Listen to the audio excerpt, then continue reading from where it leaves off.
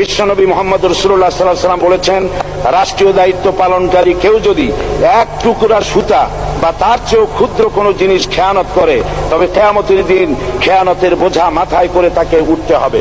মাননীয় স্পিকার, আল্লাহ রসুল যে সরকার ব্যবস্থা প্রতিষ্ঠা করেছিলেন তা সত্যিকার অর্থে ছিল জনকল্যাণমূলক সরকার। নবী করিম সাল্লাল্লাহু আলাইহি ওয়াসাল্লাম সরকারি কর্মকর্তাদের বিরুদ্ধে কোনো অভিযোগ পেলে তখনই ব্যবস্থা গ্রহণ করতেন।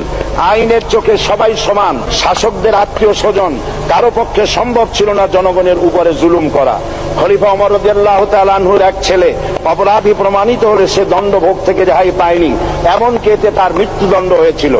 আবার খলিফা নিজেকে আইনের ঊর্ধ্বে মনে করতেন না, তাই বর্ম চুরির ঘটনা আলী রাদিয়াল্লাহু তাআলা আনহু কাজীর দরবারে সাধারণ ফরিয়াদির মতো উপস্থিত হন। নিজের ছেলে ও চাকরের সাক্ষী যথেষ্ট না হয় কাজী খলিফার বিপক্ষে রায় দেন।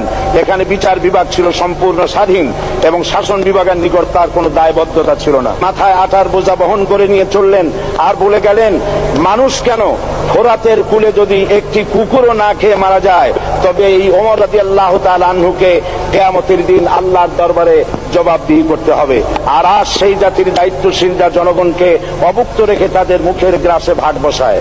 জনগণ তাদের নিকট উপস্থিত হলে মনে হয় যেন গোলাম প্রভুর দরবারে উপস্থিত হয়ে